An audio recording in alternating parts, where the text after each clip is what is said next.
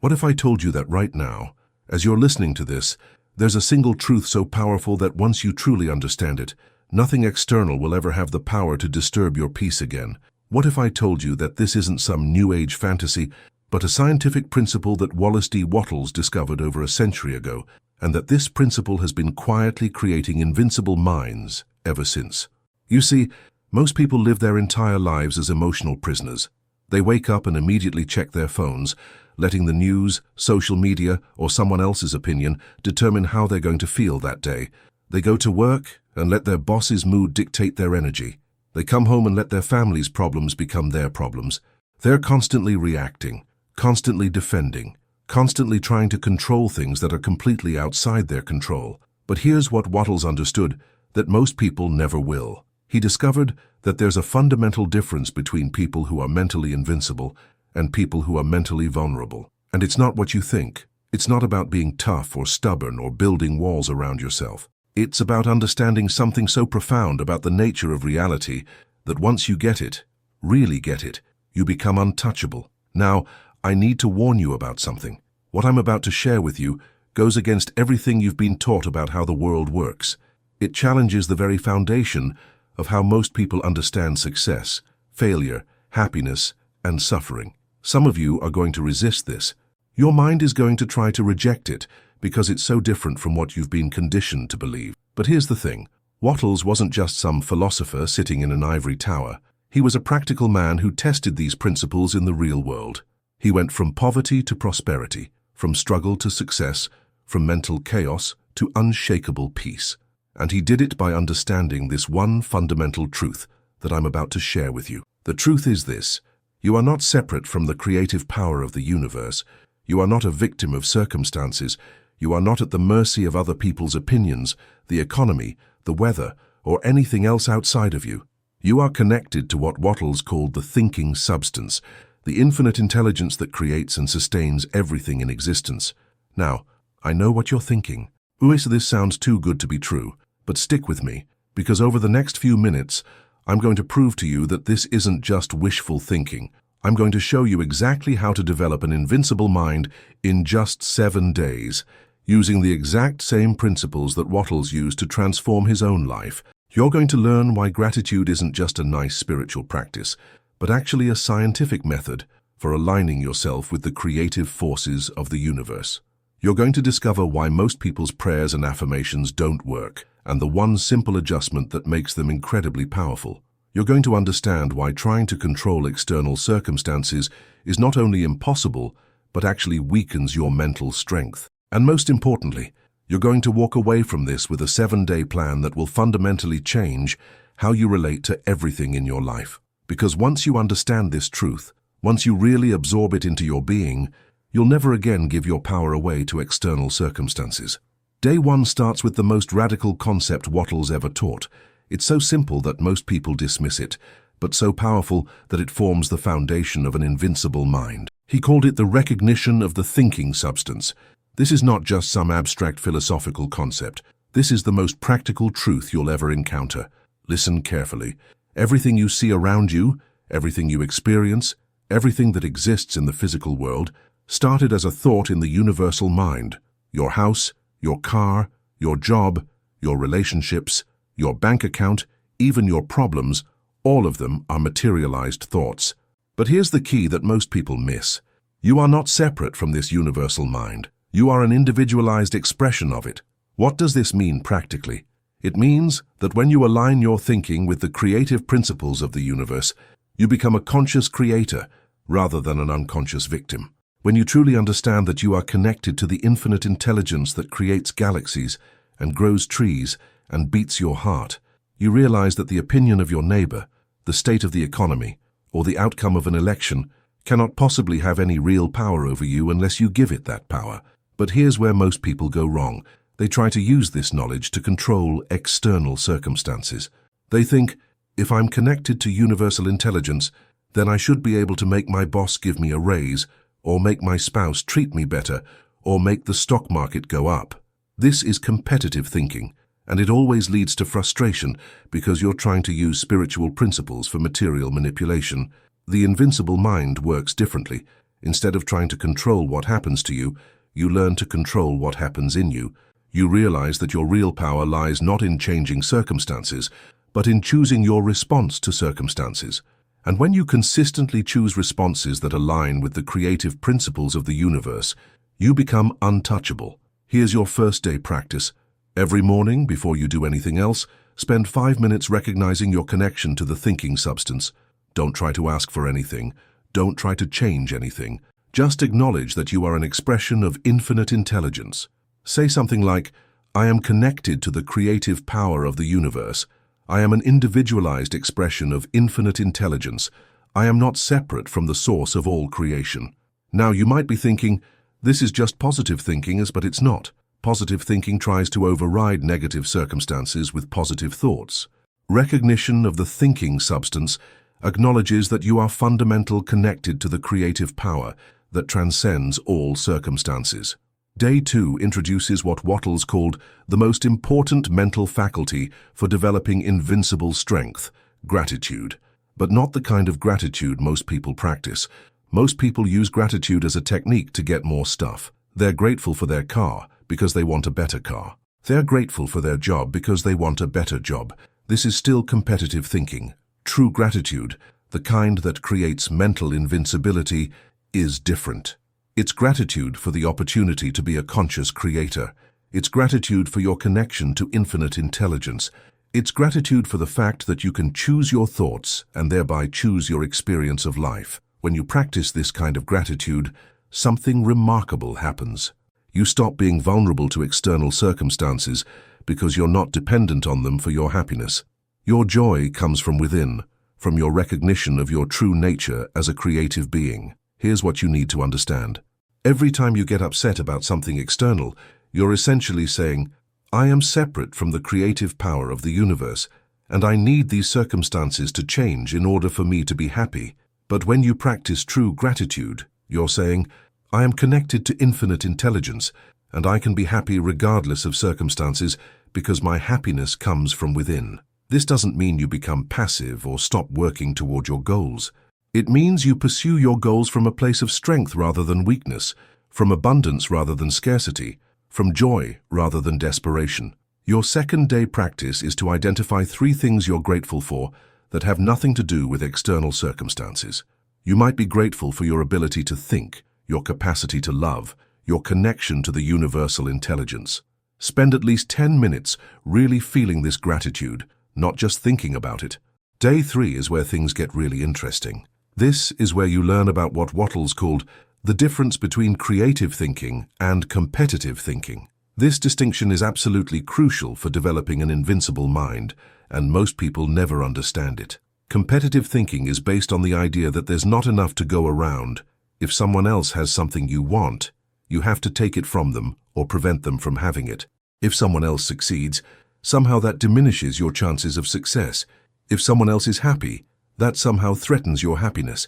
This kind of thinking makes you incredibly vulnerable because your well-being depends on controlling other people and circumstances. You're constantly in a state of fear because you're always defending what you have or trying to get what you don't have. Creative thinking is completely different. It's based on the recognition that the universe is abundant and that you can create what you want without taking anything away from anyone else. When you think creatively, other people's success doesn't threaten you because you know you can create your own success. Other people's happiness doesn't diminish your happiness because you know you can create your own happiness. Here's the profound truth that most people never grasp. When you shift from competitive thinking to creative thinking, you become invincible because you're no longer dependent on external circumstances for your success and happiness. You become a source of abundance rather than a seeker of scarcity. This is why truly successful people are often the most generous and the least threatened by others. Success. They understand that they're connected to an infinite source, so they don't need to hoard or compete or defend. Your third day practice is to catch yourself every time you engage in competitive thinking, every time you feel threatened by someone else's success, every time you feel like you need to defend what you have, every time you feel like there's not enough to go around. Pause and remind yourself that you're connected to infinite abundance. Then consciously choose to think creatively instead. Day 4 focuses on what Wattles called purposeful action. This is where most people who study these principles go wrong. They think that understanding these concepts means they can just sit back and wait for good things to happen. But that's not how it works. The invincible mind is not passive, it's powerfully active. The difference is that it acts from inspiration rather than desperation, from clarity rather than confusion, from strength rather than weakness. When you understand your connection to the thinking substance, when you practice true gratitude, when you think creatively rather than competitively, you naturally begin to receive what Wattles called impressions for action. These are intuitive nudges that guide you toward your goals. But here's the key. You have to act on these impressions immediately and with complete faith. You can't wait until you're sure it will work. You can't analyze it to death. You can't ask for guarantees. You have to trust your connection to infinite intelligence and act. This is where most people fail. They receive the impression, but then they start doubting. They start analyzing. They start looking for external validation. And in doing so, they disconnect from the very source of their guidance. The invincible mind acts with what Wattles called unwavering faith. Not faith that a specific outcome will occur, but faith in the process itself. Faith that when you act from your connection to infinite intelligence, you're always being guided toward your highest good. Your fourth-day practice is to pay attention to your impressions for action. These might come as sudden ideas, chance encounters, unexpected opportunities, or just a feeling that you should do something. When you receive an impression, act on it immediately without analyzing it to death. Day 5 introduces the concept of the formed mental image. This is not visualization in the way most people understand it. Most people use visualization to try to control outcomes. They create detailed mental pictures of what they want and then try to force the universe to deliver exactly what they've imagined. The formed mental image is different. It's not about controlling outcomes. It's about maintaining a clear vision of your purpose while remaining open to how that purpose might be fulfilled. Here's what Wattles understood that most people don't. When you have a clear mental image of your purpose, the universe will always find a way to fulfill it, but it might not be the way you expect. The universe is far more creative and abundant than your conscious mind can imagine. So the formed mental image is not about micromanaging the universe. It's about staying connected to your purpose while remaining flexible about the means. This is crucial for developing an invincible mind because it means you're never devastated when things don't go according to your plan. You understand that your plan is just one possible path to your purpose, and you're open to better paths that you haven't even imagined yet. Your fifth-day practice is to spend time clarifying your purpose and forming a clear mental image of it. Not the specific details of how it will be fulfilled, but the essence of what you want to create in your life. Hold this image with faith and gratitude, knowing that the universe is already working to fulfill it in the perfect way. Day 6 is about what Wattles called the receiving mind. This is the mental state that allows you to receive all the good that the universe is constantly trying to give you.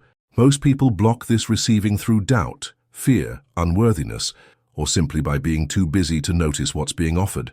The receiving mind is characterized by alert passivity. You're not trying to make things happen, but you're fully present and aware, so you can recognize opportunities when they arise. You're not forcing, but you're also not asleep. This is a delicate balance that requires practice. Too much effort, and you start trying to control things. Too little effort, and you miss the opportunities that are presented to you. The invincible mind has mastered this balance. It knows when to act and when to wait, when to push and when to receive, when to speak and when to listen. Your sixth-day practice is to spend time in what Wattles called contemplative meditation. This is not about emptying your mind or achieving some special state. It's about becoming quietly aware of your connection to the thinking substance and remaining open to receive whatever guidance or opportunities are offered. Day 7 brings it all together with the practice of living in the eternal now. This is perhaps the most important aspect of developing an invincible mind because it's where all your power actually exists. Most people live either in the past or the future. They're either regretting what happened or worrying about what might happen, but the past is gone and the future is not yet here. Your power to create, to choose, to respond, exists only in this moment. When you truly understand this, you become invincible because you're no longer vulnerable to past conditioning or future fears. You're fully present in the only moment where you actually have any power. This doesn't mean you don't learn from the past or plan for the future. It means you do these things from a place of presence rather than anxiety. The invincible mind lives in the eternal now, because it knows that this moment is where all creation happens. This moment is where you connect with the thinking substance. This moment is where you choose your thoughts and thereby choose your experience. Your seventh-day practice is to return to the present moment every time you notice your mind wandering into past regrets or future fears. Simply bring your attention back to what is happening right now, and from this place of presence, choose thoughts that align with your highest good. Now, let me tell you what happens when you practice these 7 principles consistently. You stop being a victim of circumstances and become a conscious creator of your experience. You stop reacting to life and start responding to life. You stop looking for happiness outside yourself and start generating happiness from within. But most importantly, you become truly invincible, not because nothing bad ever happens to you, but because you understand that your essential nature is unshakable. You're connected to the infinite intelligence that creates and sustains the universe. You have the power to choose your thoughts and thereby choose your experience. You can create rather than just compete. This is the truth that Wattles discovered, and it's the truth that will set you free. But you have to practice it. You have to live it. You can't just understand it intellectually, you have to embody it. Here's what I want you to do right now. Don't wait until tomorrow to start. Don't wait until you have more time or until your circumstances are better. Start today with day 1. Spend 5 minutes recognizing your connection to the thinking substance. And here's what I guarantee will happen. If you practice these principles consistently for 7 days, you will notice a fundamental shift in how you relate to everything in your life. You'll find that things that used to upset you no longer have the same power over you. You'll discover that you have resources within yourself that you never knew existed, but you have to commit. You have to decide right now that you're going to do whatever it takes to develop an invincible mind. Because the truth is, the only thing standing between you and mental invincibility is your willingness to practice these principles consistently. The power is already within you. The connection to infinite intelligence is already established.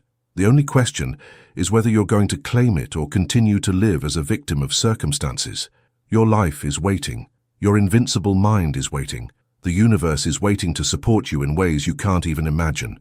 But you have to take the first step. You have to make the commitment. You have to decide that you're worth the effort. So what's it going to be? Are you going to continue living as a prisoner of external circumstances? Or are you going to claim your birthright as an invincible mind connected to infinite intelligence? The choice is yours, and the time is now. Remember, you are not separate from the creative power of the universe. You are an individualized expression of infinite intelligence. You have the power to create rather than just compete. You have the ability to choose your thoughts and thereby choose your experience. This is the truth that Wattles discovered, and it's the truth that will transform your life. But only if you practice it, only if you live it, only if you embody it completely. The 7 days start now. Your invincible mind awaits.